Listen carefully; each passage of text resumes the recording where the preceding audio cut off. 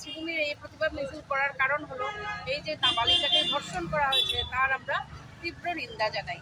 আজকে এই গণধর্ষণের যারা অভিযুক্ত সবাইকেই আমাদের শ্রীভূমি পুলিশ ধরে নিয়ে গেছে, কিন্তু এখন পর্যন্ত তাদের প্রতি কোনো অ্যাকশন নেওয়া হয়নি।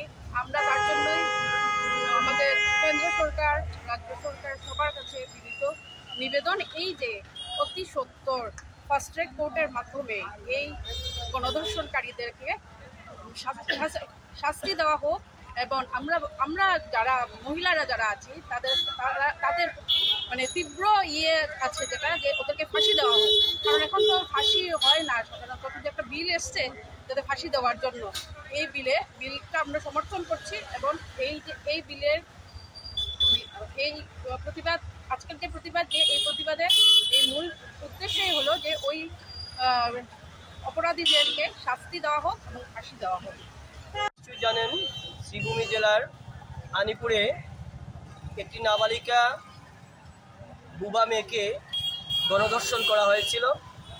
সেই গণধর্ষণের সঙ্গে যে 4 জন আসামি তাদেরকে ধরা হয়েছে, কিন্তু আমাদের দাবি হচ্ছে নাবালিকা ধর্ষণের সঙ্গে যারা জড়িত থাকে তাদেরকে ফাঁসির একটি বিল এনেছে। আমরা সেই বিলের কার্যকারী চাই।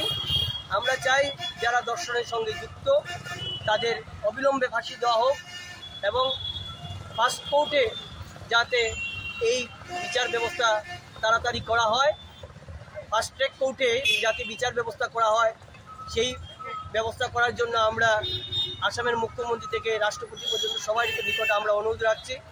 আমরা চাই যে দৃষ্টান্তমূলক শাস্তি হোক, এবং যাতে সমাজে আগামী দিনে এ ধরনের ঘটনা, ন্যাক্কারজনক ঘটনা যাতে না ঘটে। আমরা আজকে এই সীমান্ত শহর শ্রীভূমির বিভিন্ন সামাজিক সাংস্কৃতিক সংগঠন এই প্রতিবাদে সামিল হয়েছি, এবং যদি তাদের ফাঁসি না হয় তাহলে আমরা আগামী দিনেও এ ধরনের বড় ধরনের আন্দোলনে নামব।